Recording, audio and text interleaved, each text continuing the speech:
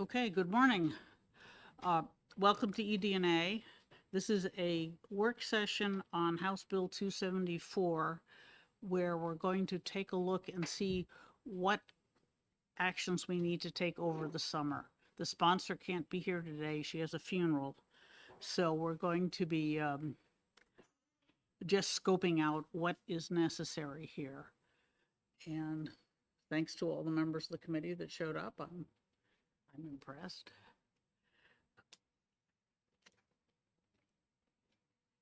Okay, so do any members of the committee have comments or specific concerns?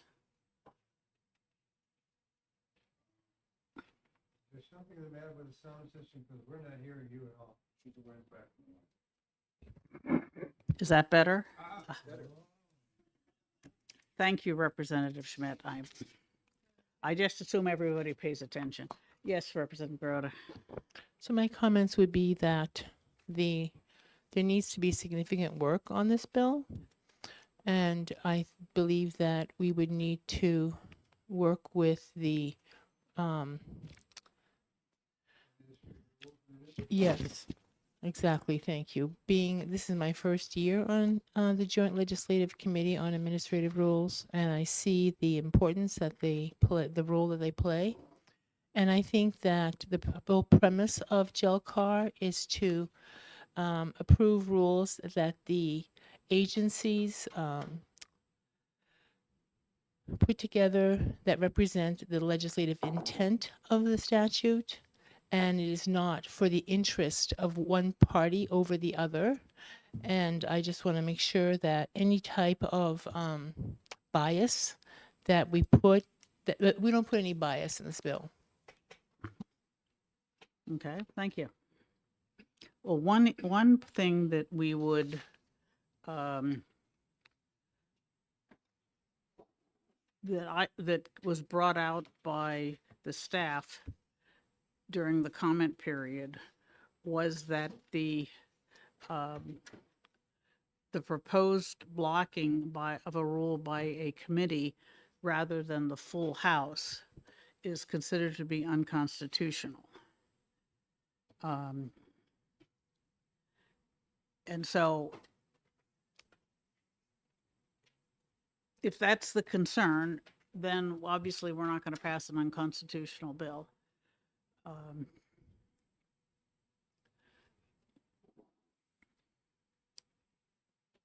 Representative Blackus.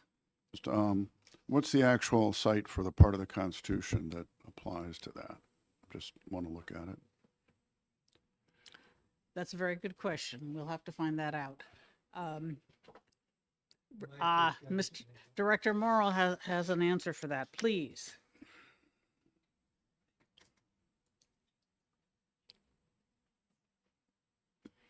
Madam Chair, for those of you who don't know me, I'm the Director of the Administrative Rules Unit within the Office of Legislative Services. I've worked for GELCAR for 30 years. The sections of the Constitution in question are 13, 14, 16, and 17.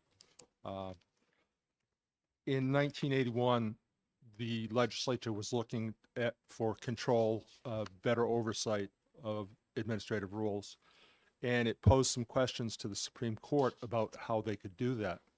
And one of the questions was whether they could have a single committee, whether it would be GELCAR, which didn't exist then, or a policy committee, whether that committee could simply deny the rule, in other words, kill the rule right there.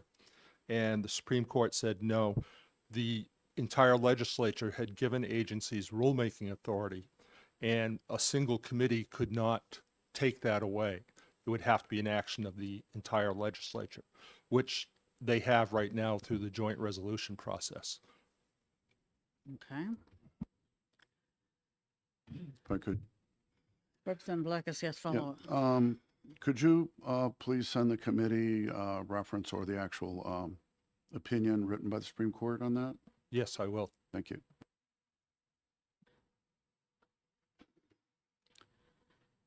Yes. And some of the. I'm sorry, please continue. I do have a citation to that. It's Opinion of the Justices, 121, New Hampshire, 552, and that's from 1981. But I still will send copies. Okay. Are we going to just weigh in here at random, or Well, I'd like, since this issue is one that I want to have resolved, but we don't have the information today to do it. So if you have something on this issue, great. If nobody else has anything, Representative Schuett, then we'll take up new items. Thank you, Madam Chair. I'm sure we've all seen the letters from various Excuse me. groups that were Diane, contained in those. Excuse me, Representative Schuett. I'm Are sorry? you talking about the constitutionality issue? No, I'm talking about the component units in this bill. In that case, Representative Schmidt, did you have a comment next? well, I mean, the thing is, as I look at the bill, I see early on, either the statements are made that just repeat standing practice, long time structure, and so forth and so on. I guess there's no harm in that. It's kind of like hammering on a nail that's already flat. But item 4, Roman 4, which is early on, says the Standing Legislative Policy Committee that originally passed the underlying statute should be given the opportunity to review any proposed rules to ensure they do not exceed the original intent and scope of the legislation and do not impose excessive operational or financial burdens. That sounds like common sense, except in my view, that is completely unworkable because Excuse me, Representative Schmidt, it is workable. We have this year required the rulemaking register be sent to every member of the legislature. And if the committees on policy, when they get the notice in the register that rules are being written, don't take any action to review those rules, it's not, the problem is with them and not with the procedure. I would think you that agree? observation is completely germane. The point I'm raising is that the legislature is basically only working from January until June in regular oversight mode, if you will, and the rules are written on an ongoing and reviewed and revised and so forth on an ongoing basis. 12 months a year, the JELCAR meets every month at least once and twice if necessary under our workload. So a rule that comes out for review in the off months, the policy committee is not in session at that particular point. And I think that it's now you're asking the policy committee in whatever form it is available at that particular time to weigh in on something that the whole committee may have had a part of in the January to June period, but they're not there in, let's say, in August. And therefore, you're having a partial committee or no committee at all to review it. And the rule that governs the JELCAR is that they have a schedule. A rule has to be taken up at the time that it comes before the JELCAR. And if it doesn't, the JELCAR is not able to review it. And then the rule goes into effect. Excuse me, Representative Schmidt. Yes, there are difficulties, but if the policy committee, we all will be getting our emails and reading them over the summer. You're talking about a 2-month shutdown. I would expect that the committee chairs of other policy committees will also be doing that. And if they consider the rules to be so unimportant that they can't call a meeting of their committee they can ask for permission to meet, they can do something have a caucus or whatever. And if they have a rule that is that important to them that they have to approve it, more or less, then they can get off their duffs and on vacation and schedule something. If they, my belief is that if they pass a law and ask for rules to be written, and then they don't pay any attention to what the agency's doing to implement that law, they can't consider it that important. Yeah, I don't fundamentally disagree with that.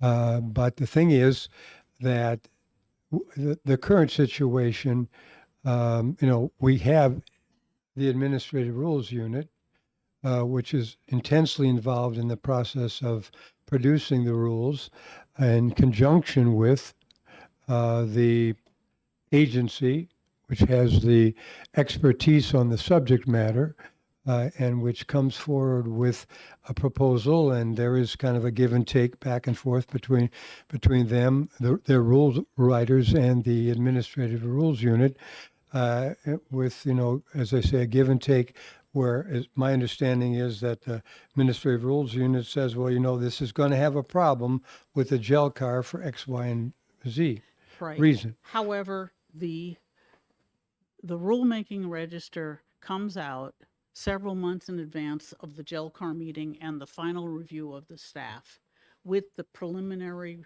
rule, and there is a public hearing after that time.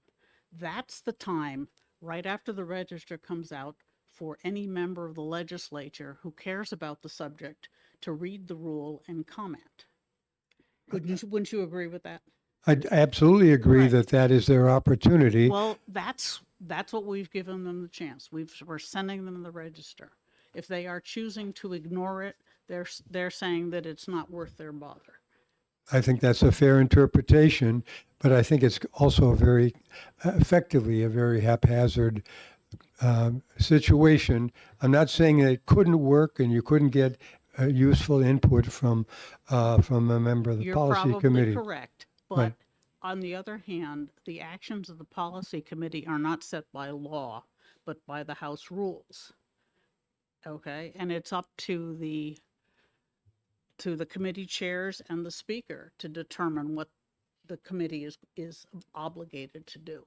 The speaker has told me he intends to have set up a standing subcommittee in every policy committee that will review rules. And that is entirely within his scope. That the House rules say you look at agency rules when you're passing the laws to create them. All right. And I think that is the appropriate place to bring that into effect rather than in statute, because we don't have to follow statute if we don't want to, for the most part. Well, I don't disagree with the fundamental premise, but I see Representative Lekes got a hand up. I'll defer to him for the moment. Representative Lekes? I would say, even if Representative Schmidt's correct, and in most cases, the committee won't take advantage of the opportunity or exercise the responsibility to review the rules, having a process set up where they can, and maybe be reminded they can, I think would be useful, even if it's only used in extraordinary circumstances where there's something the committee really considers a problem. I agree. We can't force the legislative committees to take action. If you know a way to do that, I'd love to, but we don't have that authority. We don't have that power. So the most we can do is to make sure they know about this stuff and force feeding them of the rulemaking register every week. All right. And if people look at it, they can identify either their policy areas or things they know about from their previous lives, which are probably at least as useful, because you've got to know the context of the rule in order to see what's going on with it.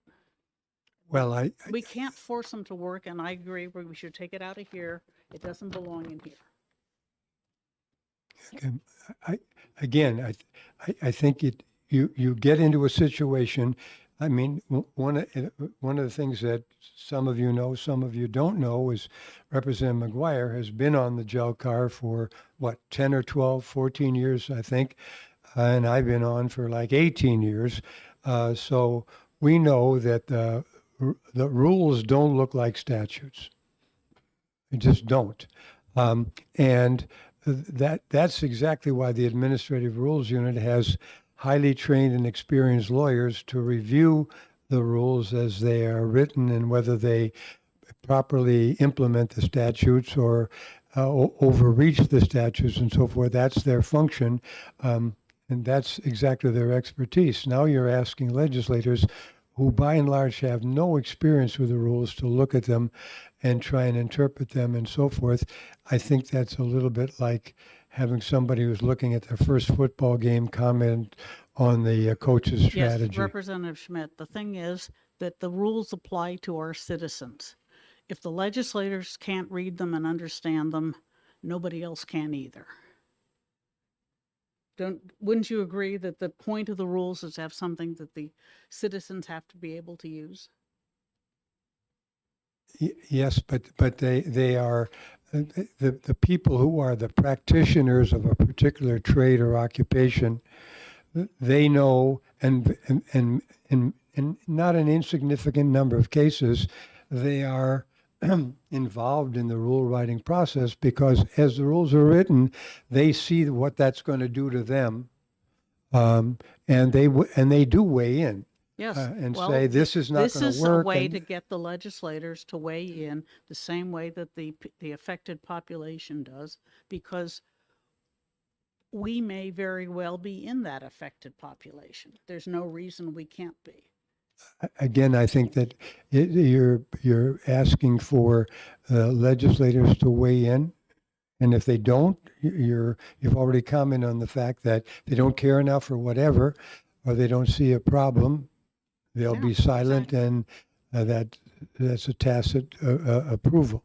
But I do think it creates a haphazard situation where the legislators are likely to We be do as have a haphazard as situation knowledgeable now. as the stakeholders and the rule writers. We have a haphazard situation now where the stakeholders may or may not notice that the rules are being written or reviewed. Some of them get very involved, some of them get surprised. And you've been at enough JELCAR meetings where someone affected by the rule comes in and says, "We never knew about this." And I'm sure that we're never going to be able to develop a procedure where that doesn't happen sometimes. Okay. Anyone else? Yes, back to Representative Groda. If the intent of legislation is to get the legislators involved, I think there's other ways of doing that without writing law. Yeah, well, like I said, the speaker intends to set up subcommittees on the policy committees to do that, which is probably a much more effective approach than just telling people the rules are coming out, but that's his authority and not ours. Okay, Representative Schuett. Thank you. I can see the worth of having committees with expertise in various areas looking at rules. I believe, if I recall correctly, an invitation was put out earlier this session for individual legislators who were concerned to look at rules and the process. And as far as I heard, hardly any responded. And I think that's what you're going to find. I think most legislators who serve on other committees are busy with their specific responsibilities and are probably just as happy to leave the JELCAR committee deal with administrative Well- rules. I believe that's what you'll find. That's what I have found, is that they don't know, they don't care about the rules, or they don't bother about the rules, but that's what the sponsor is concerned with, that there isn't this oversight. And sometimes I agree with that it needs to be done, and sometimes I think it's unnecessary, but I believe that all legislators should look at the rules and determine if there's an issue. Particularly if they've just spent a whole session writing a new law. They ought to be looking at how it's being implemented. But I can't force them to do it. That If I said, may if comment I further, may, you know, you and I know from sitting in GELCAR meetings, and I missed a couple of hours of one GELCAR meeting one time about 15 years ago, but otherwise I'm there at 9 o'clock and I'm there until we're done. And the one thing that I can comment with absolute certainty based on my nearly gapless attendance is that legislators do not attend the GELCAR meetings when a specific rule is coming up sometimes for the first time. Sometimes rules, of course, since they only have a 10-year period of validity, rules get readopted all the time. Some permanent rules have gotten adopted initially and never get looked at again, unless the statute goes out of validity itself, or is repealed. But the bottom line is sometimes these rules are brand new because it's a new statute. And it's an opportunity for the legislators to come in and comment at the very moment when the public is there. It's their golden opportunity.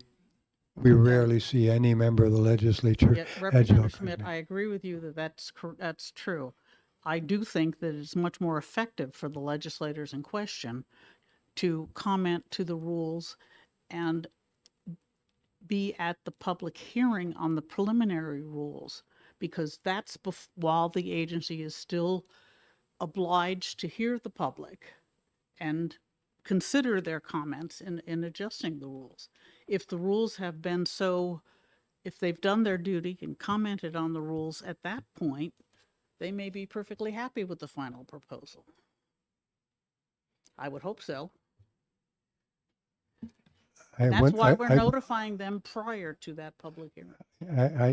I don't disagree with that either. I wonder, I remember being at a board meeting one time about a rule that was upcoming and so forth.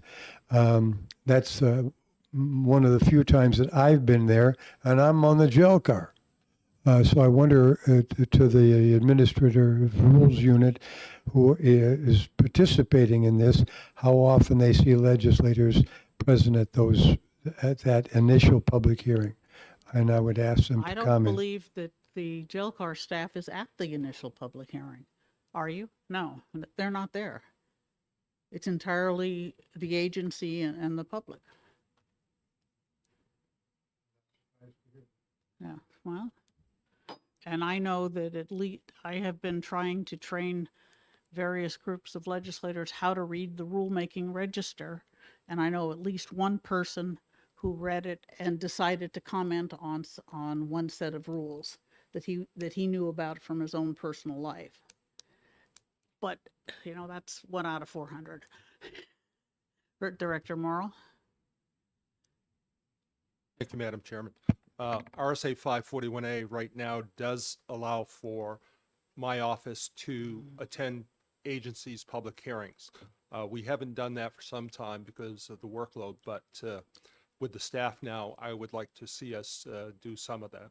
Well, Particularly where after looking at the register, we feel that it's an issue that may be complicated or contentious.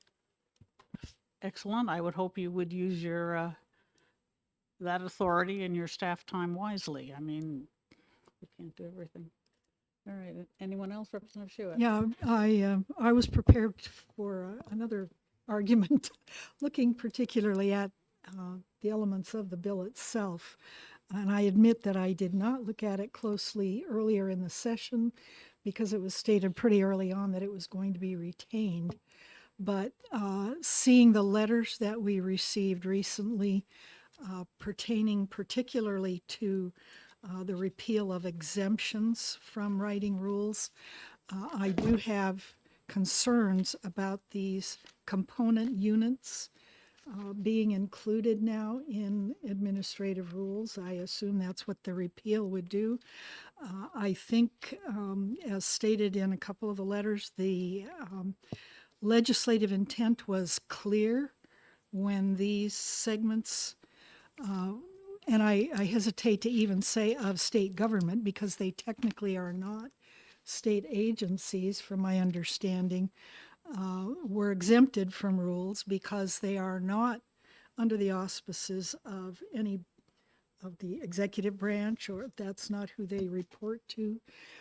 And I think that they should probably not be expected to do administrative rules. And I'm further going on in those sections. I'm curious about why those specific sections from Health and Human Services are also now going, I assume when they were first put in, they were exempted. And that's pages 15 and 16, Romans 19, 20, and 21. I'm curious why they were exempted and why they would now be expected to do rules. I'm afraid I don't have an answer for that. Having received a lot of feedback on this, And I think honestly that- have I to think say, that most of I them do haven't not belong. examined, I haven't examined a lot of the rest of the bill, but where those concerns were raised, I'm wondering if there are other sections that are questionable. Well, yeah. I mean, the adoption of the state fire code and the state building code, I don't believe they go through 541A. They don't. They shouldn't need to go through 541A. And some of the technical ones from the Department of Transportation. I mean, state speed zones and excavation permits on the highway. I mean, don't need to go through rules for that sort of thing. So anyway, yes, I don't expect, I will say to everybody that this bill is not going to go forward as is written. I expect we're going to take a lot of these elements out of it. And so I'm just listening to, I want to know which other ones are issues. And these exemptions are all need to be, I think would need to be looked at in more detail. Anyone? Representative Lekis. Yep. On this issue, I looked through it and, well, I didn't look at each one of them and see what they all had to do with. I did look at in particular at the ones we got email on. And I have kind of a larger question on that. From one of the organizations, they said they're not part of the state government. The state doesn't pay anything. They're not part of the pension system, all that stuff. So my question is, what is their association with the state? Why are they not just like any other nonprofit registered with the Secretary of State and operate independently other than, whatever those requirements are? And if they were doing that, then obviously they wouldn't be part of the administrative rule process. But since they are somehow affiliated with the state, I'd like to at least understand why that affiliation is there, what is it, and then maybe I could decide whether or not having them part of the rules process made any sense.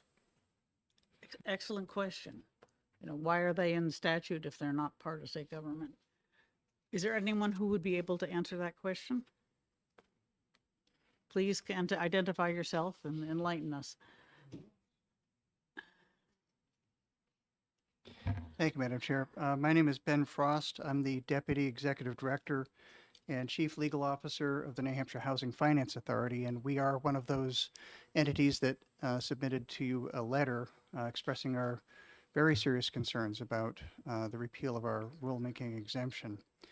New Hampshire Housing was created by the legislature in 1981 with the passage of RSA Chapter 204C.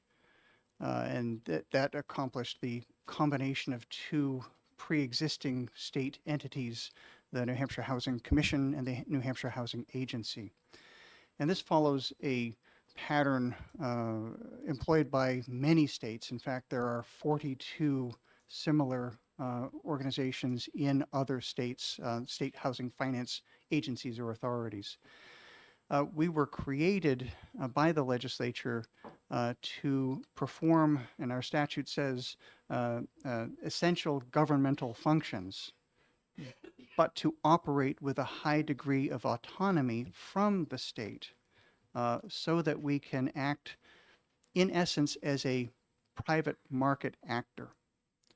So, for example, we at New Hampshire Housing do single-family mortgage lending, and we occupy a space of between 5 and 10% of the state's mortgage lending. Our focus is on areas where the private market itself has some difficulty operating, and that is with regard to, say, the first-time home buyer, people who don't have a lot of money to make a 20% down payment, and who are saddled with lots of other debt like student debt, but who are in a good financial position, and but for the lack of capital in the private market, would be able to buy a home, and do because of the products that we're able to offer. So we've talked about single-family lending. We also administer a variety of federal programs which are uniquely tailored by federal law to be run by state housing finance agencies. So as a governmental actor, but not strictly speaking part of state government. We're not a state agency. We're not, and the component unit statute, which was adopted by the legislature in 2018, clearly identifies us as part of state government, but not part of the executive branch, the legislative branch, or the judicial branch. Thank you. Representative Blackus, you have a follow-up? Yep, thank you. So, other than you mentioned some federal programs that you end up being involved in, I guess, administering at the state level, what else is it about what you do that would require you to be a creature basically of the state, or however you want to put it, rather than just an independent nonprofit or whatever?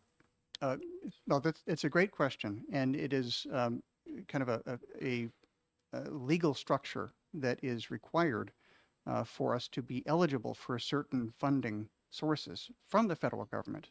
So we have, and we share this, New Hampshire Housing shares this with the Business Finance Authority, and I'll identify a couple of my colleagues. James Key Wallace is the Executive Director of the Business Finance Authority. He's behind me. Bonnie Payette is the Executive Director of the Health and Education Facilities Authority, also here. We have similar structures. With the Business Finance Authority, New Hampshire Housing shares the state's allocation of tax-exempt municipal bonding authority. And that has to be exercised by a governmental entity. And so we split that authority, and the BFA does commercial lending, and New Hampshire Housing does housing lending. So with that capacity to do tax-exempt bonding, we are able to finance the development of affordable rental housing that otherwise would not get built. Quick follow-up, if I could. And my final question is just, so does the New Hampshire Housing Authority, Finance Authority receive any money from the state other than maybe pass through from the federal government? We do. We do not receive any operating funds from the state. So we are entirely funded through the programs that we administer. The funding that we have received from the state is the state's Affordable Housing Trust Fund. And that is in our statute in RSA 204C. And you'll recall in this year's House Bill 2, there was a $25 million allocation to an appropriation to the Affordable Housing Fund. So that is the state's Affordable Housing Trust Fund that we administer on behalf of the state. We are by statute authorized to take, I think, 8.3% of interest income from that, but we have never done that. Okay. All of the money goes to development. All right, thank you. So if I understand you correctly, your not quite part of state government structure is primarily to deal with the federal government and their rules and regulations, Madam Chair, including tax exempt financing. Madam Chair, that is true, but it also gives us the flexibility to do things that, honestly, it's difficult for the state to do.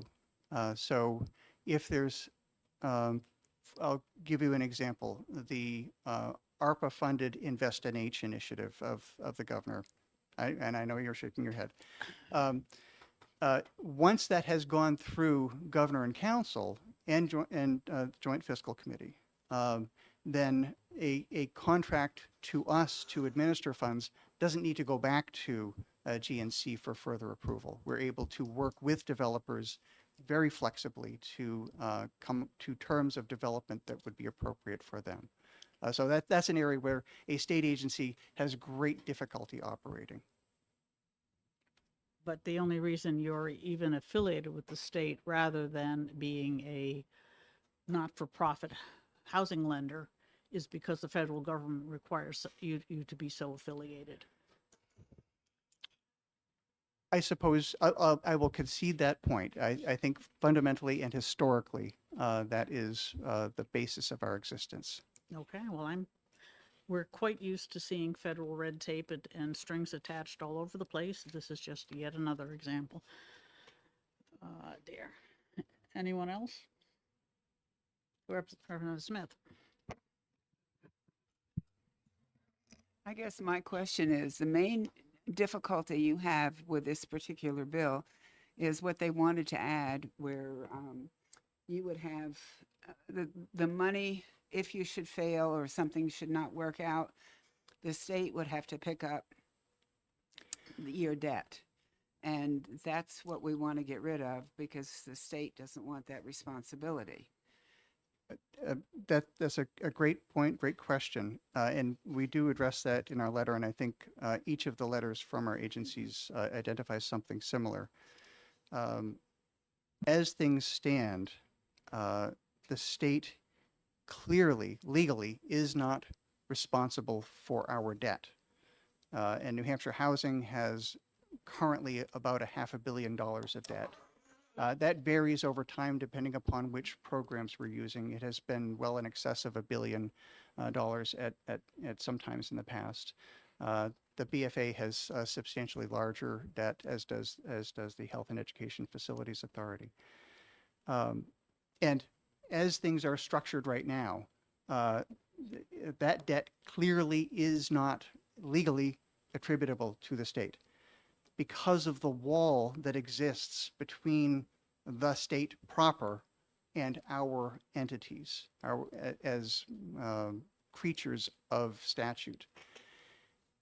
Once that wall starts to be taken down, then it is more difficult for the state to disavow that debt. That's what I thought. Okay, thank you. Regarding this debt, you say you can issue some portion of state tax exempt debt. Is your debt backed by the full faith of the state? No, Okay. it is not. Thank you. Good. Otherwise, it would make a difference. Okay. Any other questions? Comments? All right. Thank you, Madam Chair. All right. Thank you very much for the information. Any other concerns or issues? Representative Blackus. Yep. One sort of minor nit on page 8. Let me get the line here. On page 8, line 31, it references subparagraphs 2C and E, and immediately prior to that, it actually eliminates section E. So if we go anywhere with this, that's a minor thing that should be fixed. Okay. Thank Yeah. you very much. And then sort of a more general thing on page 7, starting line 17 or 18. This is about things that are incorporated by reference in rules. The agency has to, or the adopting authority has to explain how the text of the incorporated document or internet content can be obtained by the public and at what cost. And I know this isn't changed as part of this bill, but the idea that the state's going to promulgate rules that apply to citizens of the state and they're going to have to pay to find out what those rules are is concerning and surprising, actually. So. And then one final one, which is various places here it talks about, it can't do any retaliation if people object or whatever on rules. And there was actually one bit that was already in there, but there's at least a couple that are being added. I guess the general question is, if there is an accusation of that or someone thinks they've been retaliated against, what's the process for them to seek a remedy? Putting things in where there's no enforcement doesn't mean anything. Yes, that is a concern. Representative Schmidt. Thank you. So I've slightly addressed this in some aspect of my earlier remarks, but one of the proposals in this bill is in Roman 3.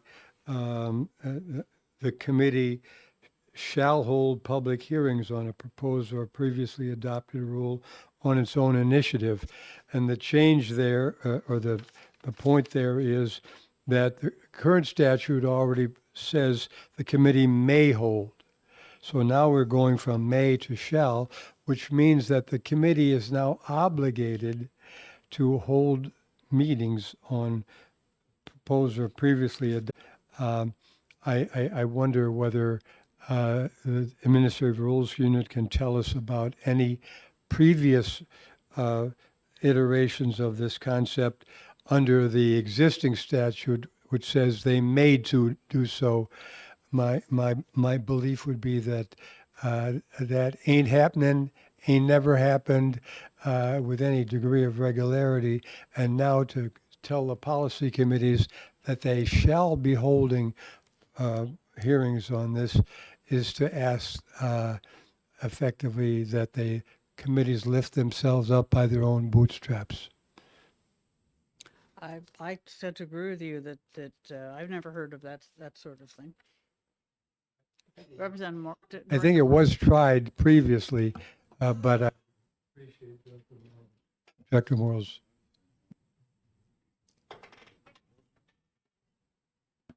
Thank you. In the past, there have been just a handful of instances where Jelcar and staff would look at already adopted rules. It was a very rare occurrence.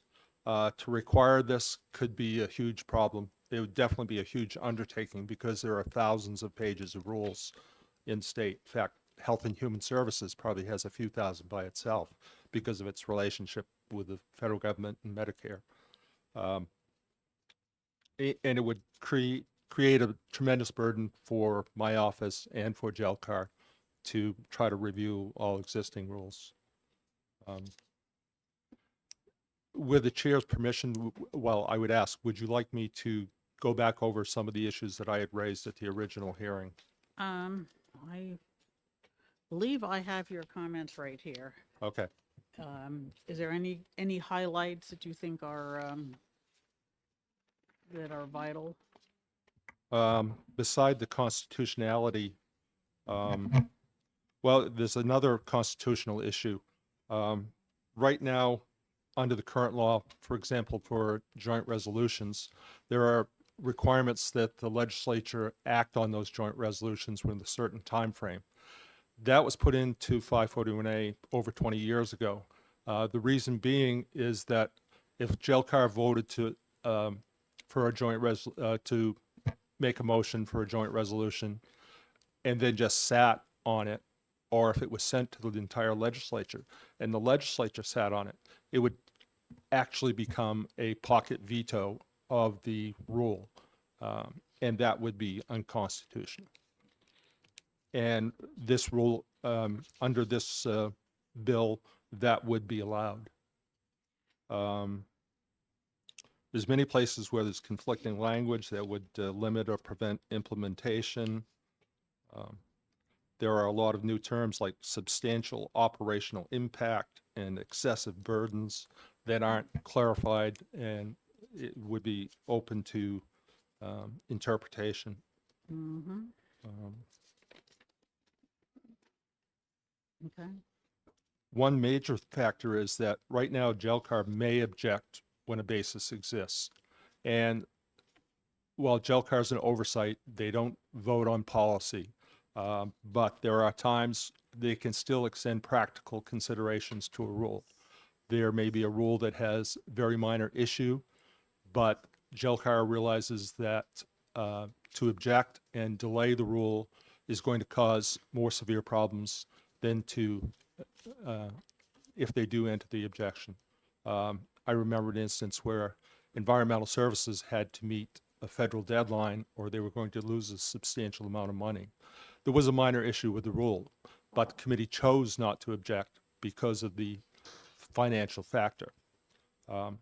This would require GELCAR to object in all instances by changing may to shall. And frankly, when we review the rule for the committee, it's statutorily required for us to raise any potential basis for objection. We know from practice that there are things that the committee would never object to or very unlikely to object to, but they would be required to object to it now. Even if it's editorial, punctuation issue or something, technically that violates the rulemaking manual. Violation of the manual violates RSA 541A8. So that would create quite a problem. Oh, I absolutely. If nothing else, that this year we've seen that in many cases where there was a conflict of fee authority for licensing agencies, and we knew that a legislative fix was in process, but it was not yet effective. We would not want to object to any of the rules because they were essentially in line with the forward legislative intent. Unless there were other reasons too, of course. One other point that I would raise, final point, by having the GELCAR or any standing committee look at policy, I mean, GELCAR already looks to see, not for policy, but to see whether a rule conforms with legislative intent. In other words, with the statute. It's rare that it goes beyond that. There are instances where we would look up a legislative history to get some language on intent. But this would allow, for example, for a ED&A to look at a rule, a new, say, an amended rule, a rule that's been in existence for 20 years. And then that committee, whether GELCAR or the standing committee, could say, no, we don't think this conforms with legislative intent. Well, my question would be, how does the legislative committee today determine what the intent of the bill was that came through 20 or 30 years ago that gave the statutory authority to the agency? Otherwise, I'm open to questions. Representative Schmidt. Thank you. So to me, the fundamental issue here is whether we currently have a situation which is essentially workable. It's timely. It involves people with expertise and who are specifically tasked with looking at the aspect of whether the two fundamental pillars of GELCAR's function, namely, is a rule excessive? Does it exceed legislative authority? And the second main pillar is whether it violates legislative intent. There are a couple of the other two things, as you know, there's a financial aspect and also public interest, but they are narrowly defined or narrowly applicable. So do we have an existing situation that works and is functional? And would that be substantially enhanced by some of these proposed changes at the expense of workability, in which case I think that it would not be wise to proceed. And I would ask you to opine on whether we do have such a functional situation at the moment, or whether it's sufficiently dysfunctional that we need to change it in the manner proposed in this bill. Thank you. I think GELCAR and the Administrative Procedures Act is functional as it is. There's always room for improvement. 541A gets amended, if not every year, then every 2 or 3 years, to try to improve things. It's gotten more complex over the years, but it used to be more cut and dry. If you had an issue, then there was going to be an objection. The agency would have to go back.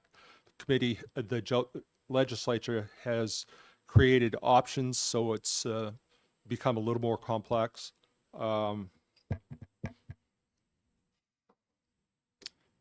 You did mention to more directly answer your question, I think legislative oversight is a good thing, and the more involvement there is by the entire legislature, the better. As Representative McGuire had said, you can lead a horse to water, but you can't make him drink. If the individual legislators don't want to get involved, then that's their choice. You did mention financial considerations, and I do note that this bill does not have a fiscal note, and I think there would be very significant financial impacts created. Okay. Thank you. Oh. I think that one thing that if anyone in the legislature is concerned about the rules should do first is clean up the rulemaking authority so that it only covers what they want the rules to do, as opposed to just saying implement this chapter or whatever.